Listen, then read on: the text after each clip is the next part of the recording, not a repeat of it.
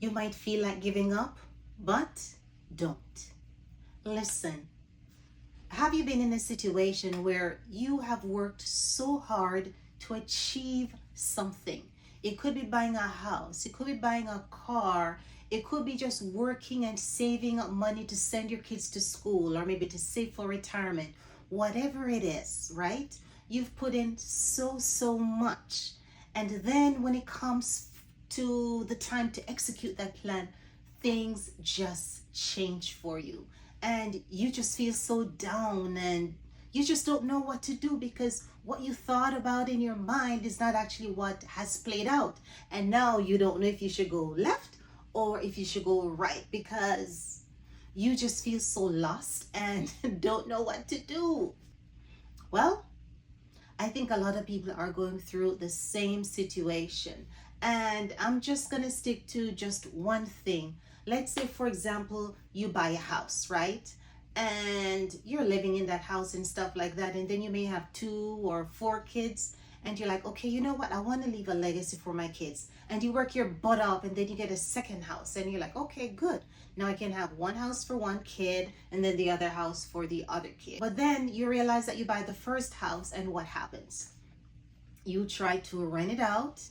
People, meaning tenants, they mess up your property. Now you get so discouraged because instead of you banking all that money that you're making from the house, you end up having to use it to make repairs after that tenant moves out, right?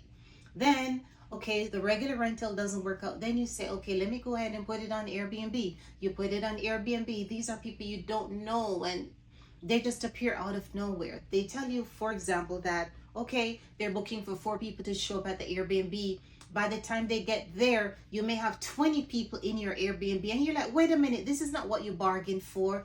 Now, if you live close to the Airbnb, you could easily run over there and say, hey, no. Some of these people have to go. But then if you don't live close to that Airbnb, you're some distance away, then if you don't have a camera or something, you don't know. And even when you do have a camera, you pretty much have no control over people because they're there doing whatever. You tell them, oh, you need to make sure that your guests leave. And they tell you yes, but yet still they either do it in their own time, which is hours later, or they never even abide by what you're saying. So you're not physically able to get there and say, hey, you got to go. When you go back after they finished and you go back to that property, what do you find? Sofa is all messed up and torn up. I mean, furniture broken, just things stolen. It's just from one extreme to the next. Okay, so Airbnb doesn't work out. Now you're thinking, okay, what is going to be my next plan? Because if renting it out regular is a problem, and then putting it on Airbnb is a problem, and you have a mortgage on that property, how are you going to pay that mortgage? What is the next step? Now, I guess the solution that would make sense is to sell the house, but that's not the initial plan. When you purchase that house, you purchase the house so that you could actually leave it for your kids, to pass down something to them, generational wealth. But there you go. Things just don't work as you planned because initially when it was a regular rental, you expected that people are going to pay for the whole 12 months and pay on time, and you have no issues with them. A month go by, they don't pay you. They tell you, oh, I'm going to pay you next week. Next week never comes. Then month 2 comes along. And you're like, no, you have to go. Then instead of them actually going, they're staying in your property, taking up residence. Now you have to take them to court to evict them. That takes another week.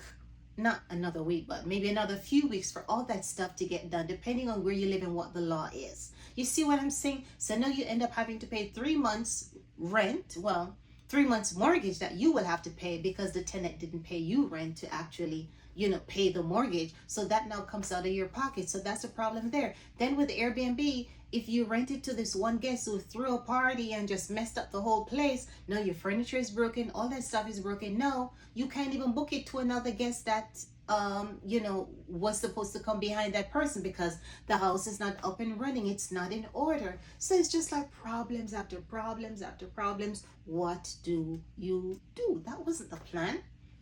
How are you going to continue to pay the mortgage? The house is financed. There's a lien holder on the property. So you have to get money somehow to pay the mortgage for that second house. Now, when something like that happens to you, what do you do?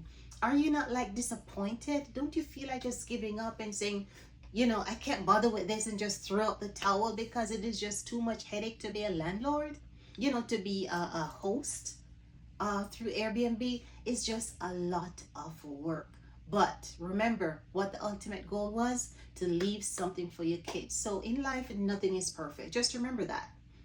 You're always going to be going through something. Something is always going to happen that just knocks you off the track. But just remember that goal that you had in mind, that you purchased a property so that you could leave something for your kids. Because remember, if you buy something for $1 today, tomorrow it's going to be worth $2 or $3. So by the time your kid inherit it, it's going to be worth that $3 and it's going to make sense. But now you're just going through the headache, and that headache is just causing you to just want to give up and just not push through. But don't give in. Push through the hurt, push through the pain, push through the disappointment, because if you take your eye off the prize, you are just going to lose out. You are not going to succeed, okay? You are not going to reach that goal that you intended to. So the same thing with anything else in life. Whatever your dream, whatever your aspiration, you are going to get thrown off that curve sometimes, You are going to get thrown off that road, but you just have to remember. And the best way to remember something is to write it down and have it on something in front of you that you can see every day, and remember the reason why you're doing something, because that's just how life is. Things just always happen, and you just have to go with the punches, okay? So don't give up, don't give in, stay on the path. That's my encouragement to you. Thank you so much for tuning in. And if you're new here, you know what to do. And I look forward to seeing you in the next one.